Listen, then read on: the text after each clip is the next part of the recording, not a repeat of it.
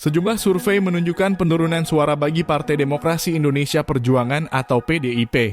Terakhir dilihat dari data survei terbaru Indikator Politik Indonesia yang dirilis pada Selasa 26 Desember 2023. Tren elektabilitas PDIP terus menurun hingga akhir tahun, usai sempat meninggi ketika Ketua Umumnya Megawati Soekarno Putri mengumumkan Ganjar Pranowo sebagai bakal calon presiden.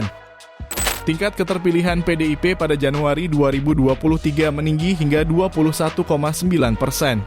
Namun pada April 2023 pasca masalah Piala Dunia gagal diadakan di Indonesia, angkanya menyusut menjadi 16,5%.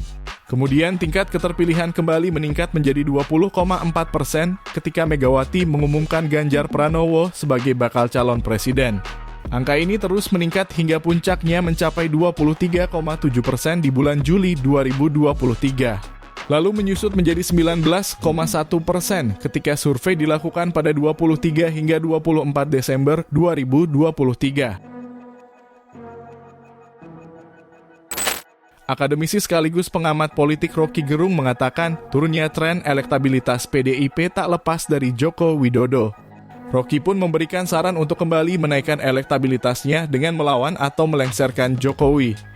Nah, supaya orang dapat sensasi atau pengertian dasar apa yang disebut kemarahan Ibu Mega, maka musinya Ibu Mega udah turunkan Jokowi. Kan sebetulnya menangkan PDIP artinya turunkan Jokowi, gampangnya begitu cara berpikir masyarakat.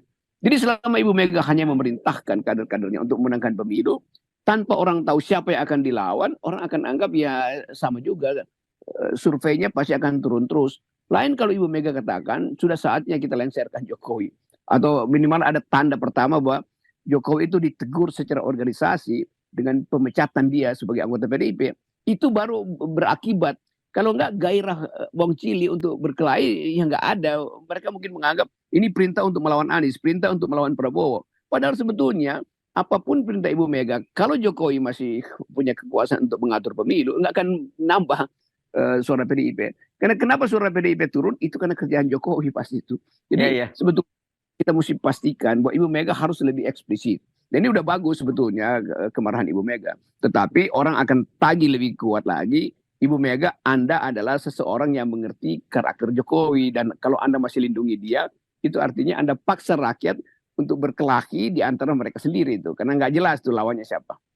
Penurunan elektabilitas partai berlambang banteng moncong putih ini justru berbanding terbalik dengan Partai Gerindra. Partai besutan Prabowo tersebut konsisten mengalami kenaikan. Ini trennya, jadi tren PD Perjuangan sempat turun di April, ini pada saat isu gagalnya Piala Dunia U20, kemudian recover elektabilitas PD Perjuangan, terutama setelah mendeklarasikan Ganjar sebagai capres, tapi trennya turun terus. Sementara Gerindra kebalikannya. Kalau kita tarik sejak tahun lalu, tren Gerindra naik. Konsisten naik. Tim Kreatif Herald Indonesia.